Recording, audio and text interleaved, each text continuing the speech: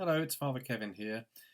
As I've mentioned in some of our Thought for the Day videos, I've been asked quite a number of questions over the last week, certainly the last few days, about what's going on, asking to give a theological response or a church response or just my own view on certain things. So I thought we'd kick off with the question that's probably the most common at the moment that I'm getting, which is, why are the churches shut at a time of national crisis?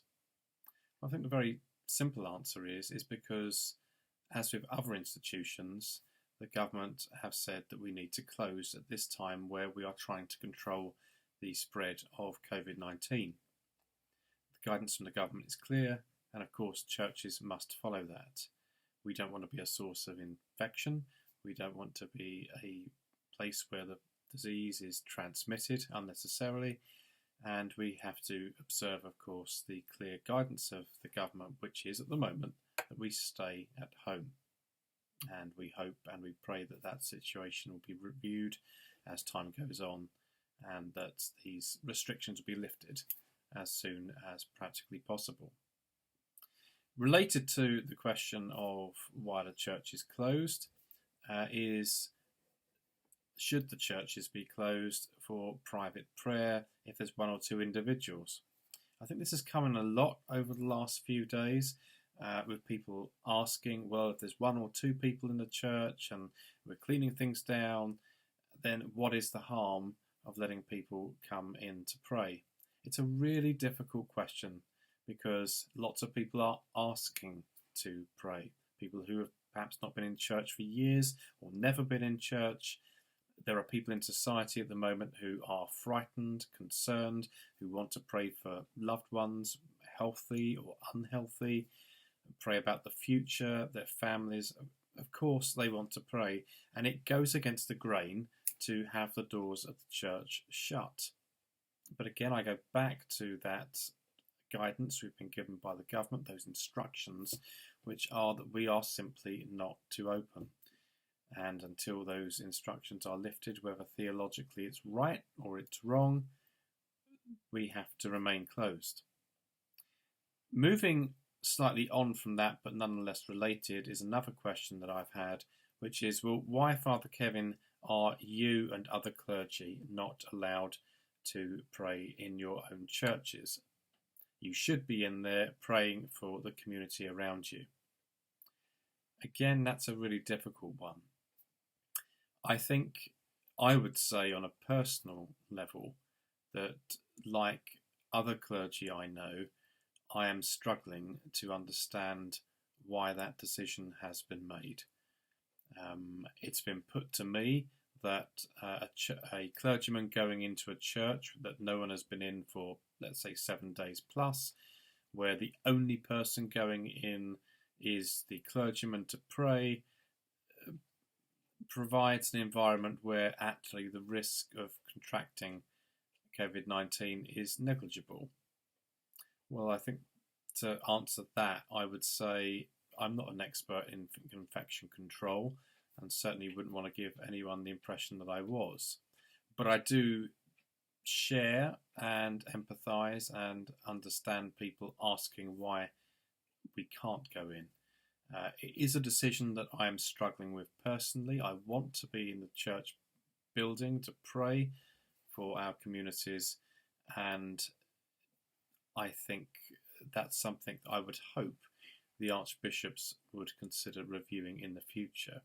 It's important for me to say, of course, that if the archbishop has come to that decision along with the House of Bishops, that clergy should respect the decision that's been made, albeit that will be a difficult thing to do. So it is hard for us all, and it is hard not to go into church. Of course, some will say the church is a group of people and it doesn't matter where we pray.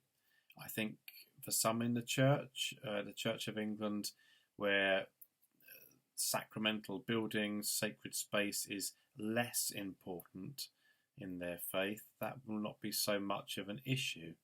If you go to the other end, where the sacraments are incredibly important and being in the presence of Christ, reserved in the tabernacle, in the sanctuary, is important, then that becomes more of an issue. Holiness, that word holy, though, is a word that simply means set apart. So something that is holy is set apart for God's service or God's use. In that sense, even though the chapel we've constructed in the vicarage grounds is not consecrated, it is a holy place. It is a place specifically set apart now for prayer, reflection and worship. And it's from there that our parish Eucharists will be taking place, and thought for the day, etc. But yeah, it's a difficult one.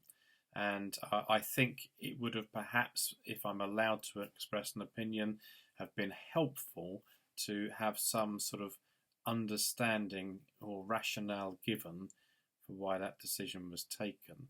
I appreciate the argument that's been put out that we need to demonstrate and be an example to the community around us, and I appreciate the value of that. But I do personally question,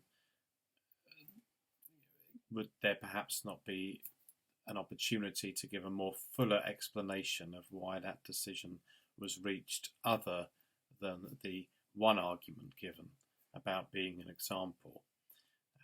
That's certainly something I hope will be given to us in the near future.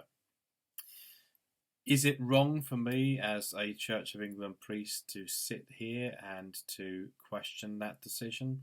No, I don't think it is. We're entitled to our opinion. If I was sitting here encouraging you to break those rules, or other clergy to ignore what was being said and doing it from here, then of course that would be inappropriate. But I think, this is a time of crisis and people have questions, and it is right that we discuss those things, and that is part of the reason for doing this video, is that this is a discussion where we will consider different opinions and views on things. So yes, that is my own personal opinion, but of course, to be very clear,